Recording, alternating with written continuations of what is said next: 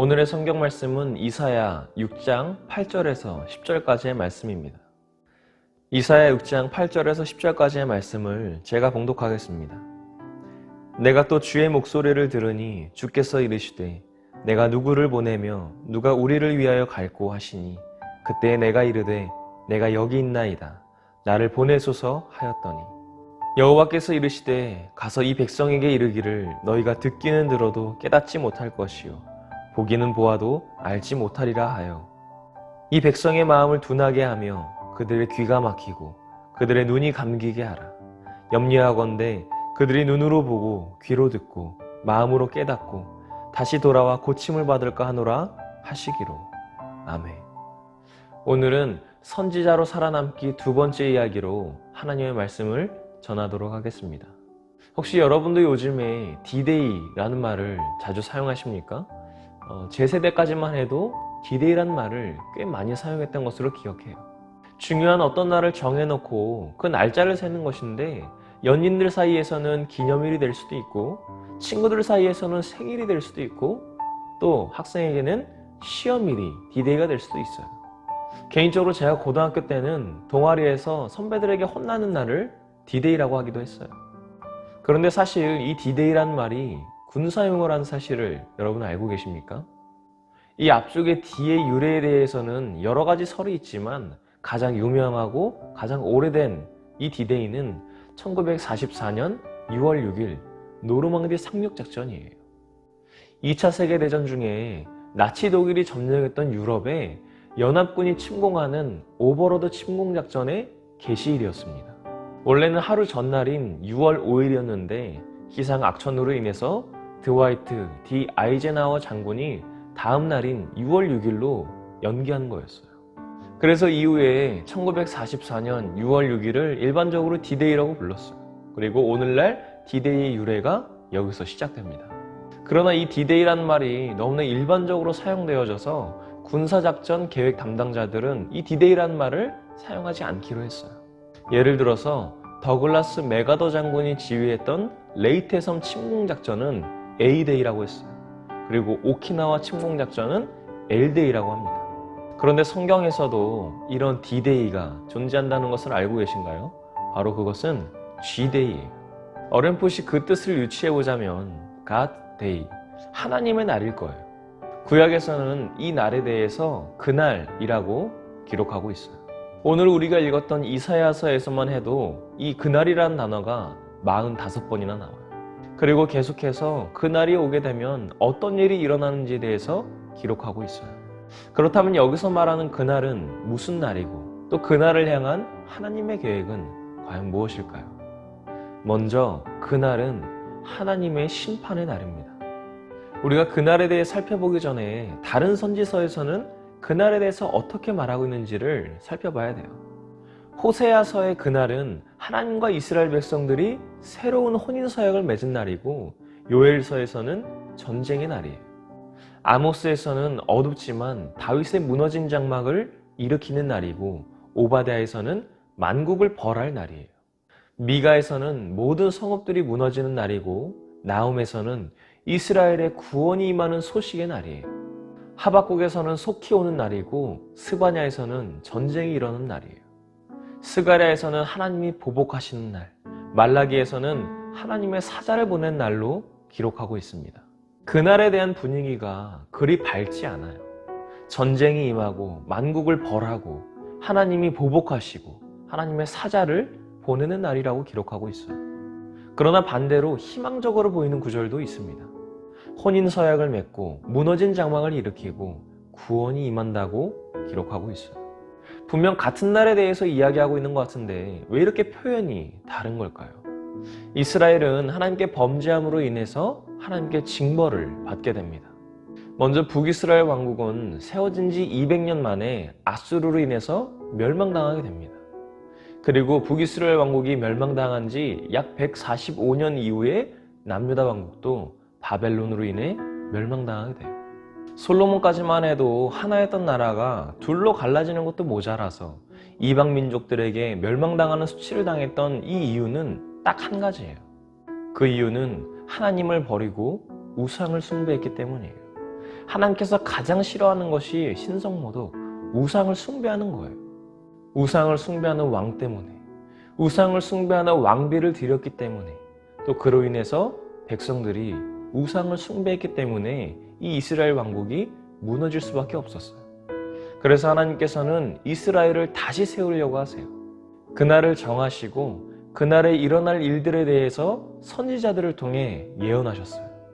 비록 이스라엘에는 전쟁이 있을 것이고 하나님의 보복이 있을 것이고 또 모든 성읍들이 무너지겠지만 사실상 그날에 일어날 일들로 인해서 이스라엘은 하나님과 새로운 혼인관계를 맺게 되고 무너진 장막들이 세워져서 구원이 임하게 될 거예요. 그렇다면 우리는 그날에 대해서 어떻게 받아들이고 준비해야 될까요? 두 번째로 하나님께 쓰임받으려면 죄사함을 받아야 합니다. 오늘 본문 이전에 이사야는 하나님과 스랍들이 하늘에서 회의하는 장면을 환상으로 보게 돼요. 하나님의 영광을 본 이사야는 자신의 부정함을 호소합니다. 자신의 입술이 부정함에도 불구하고 하나님을 뵙고 있다고 말하고 있어요. 그런데 그때 하나님 곁에 있던 스랍들 중에 하나가 제단에 가서 숯불을 하나 집어서 이사야 입에 갖다 댔어요. 그리고 그 숯이 이사야 입에 닿음으로 인해서 악이 사라지고 죄가 사해졌다고 말합니다. 입술이 부정하다는 것은 단순히 입술로 짓는 죄만을 말하는 것은 아니에요. 입술의 부정은 곧 마음의 부정이고 본질적인 내면의 타락을 의미합니다. 예수님께서도 사람들을 불러놓고 말씀하실 때에 사람의 입으로 들어가는 것이 사람을 더럽게 하는 게 아니라 사람의 입에서 나오는 것이 그 사람을 더럽게 한다고 말씀하셨어요. 우리의 마음속 깊이 심겨진 이 죄의 씨앗은 자라나서 우리의 입으로 뱉어지기 때문입니다. 이런 맥락에서 이사야는 자신과 이스라엘 백성들의 죄를 동일시하고 있어요. 그러나 하나님께서는 스랍들을 통해서 제단의 숯을 집어서 이사야의 입에 대게 하고 그 죄가 사해졌음을 선포하셨습니다.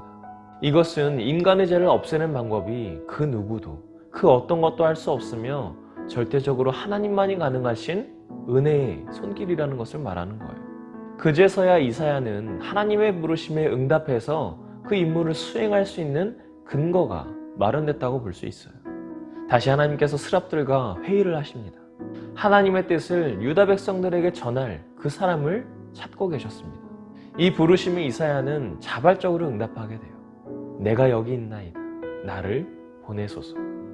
이사야가 이렇게 자발적으로 헌신할 수 있었던 이유는 자신의 죄가 하나님으로 인해서 모두 소멸되었음을 깨달았기 때문이에요.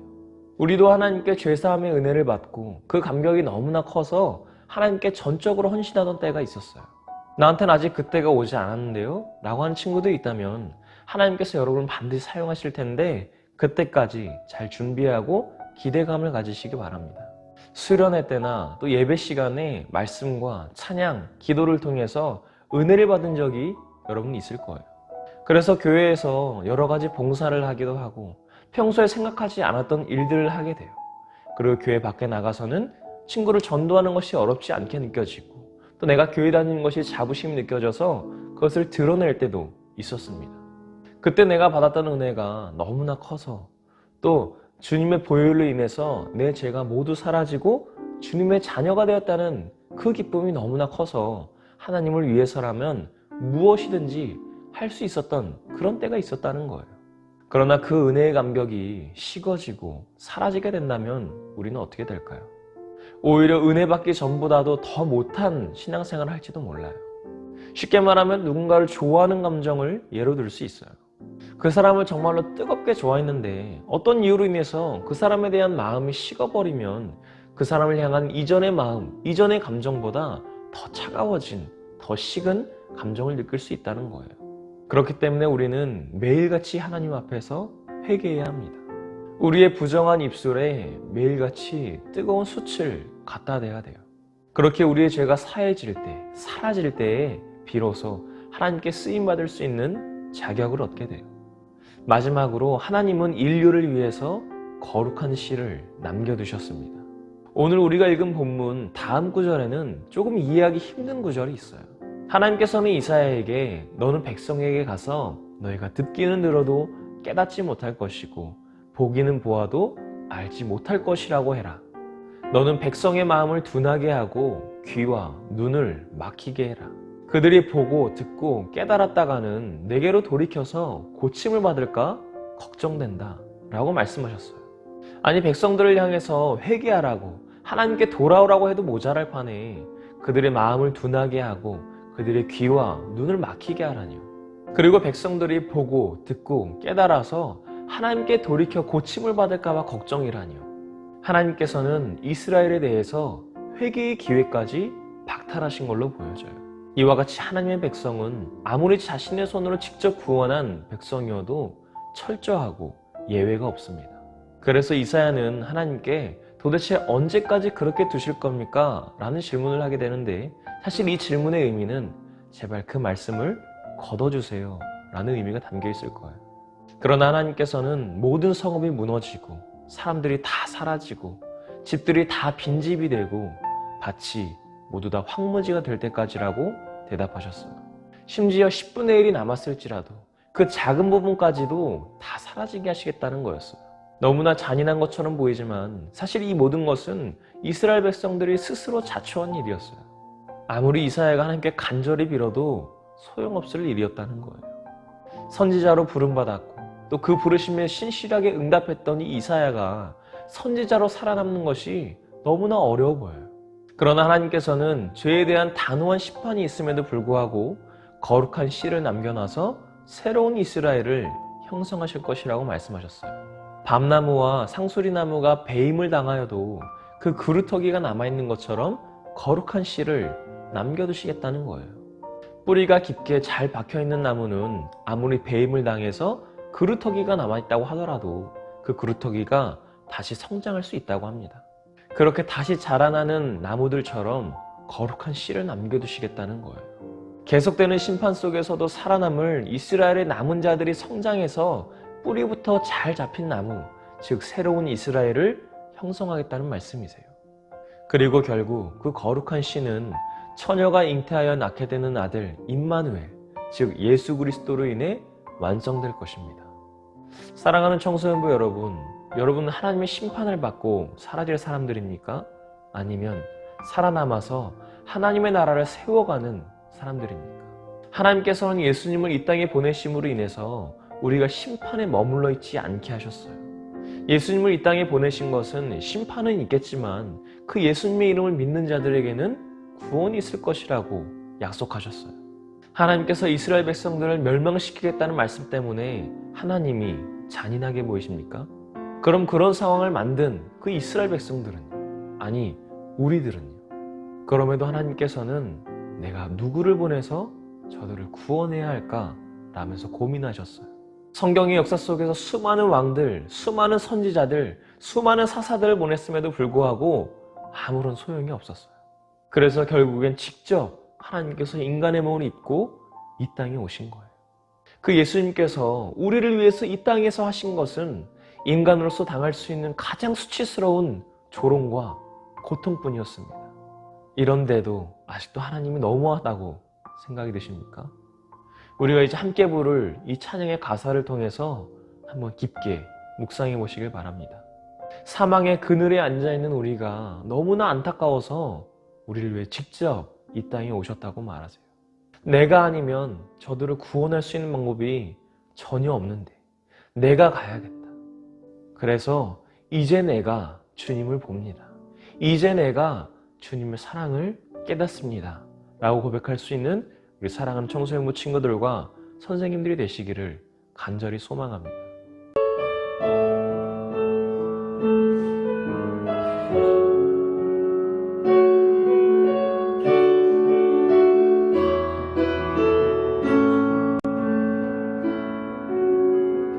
사랑의 그늘에 앉아 죽어가는 나의 백성들 절망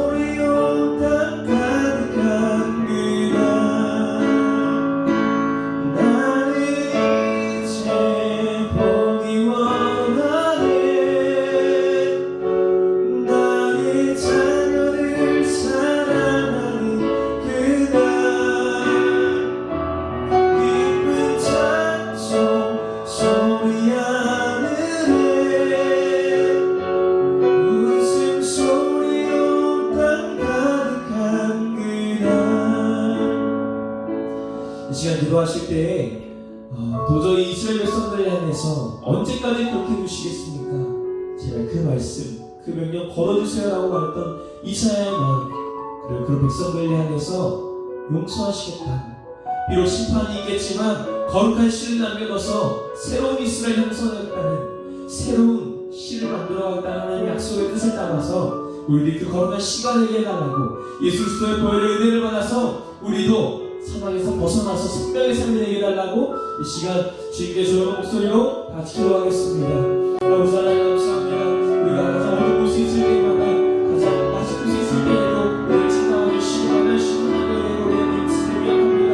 우리가 사망의 그늘에 앉아있었고 요즘 죽어가는 백성들이었지만, 고통이 먹게 있는 사람이었지만, 울고 있는 자녀였지만, 그러나 우리에게 찾아오셔서 누가 널 위해서 가겠느냐, 누가 널 위해서 갈고 위해서 하시고 하나님 아버지의 음성에 하나님 생명을 생명을 하여 주시옵소서.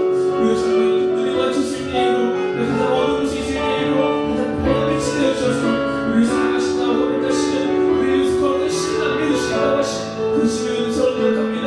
그 심판이 있겠지만 그 심판이 있는 것이 우리를 멸망시키기 위한 것이 아니라 새로운 다시금 살아나게 하기 위해서, 거듭나게 하기 위하여서 너무 연단을 주셔서 우리를 다시 새롭게 하시는 하나님의 말씀을 기억하게 해주시옵소서. 하나님의 심판이 있을 때까지 우리 신앙 하나님을 고백합니다.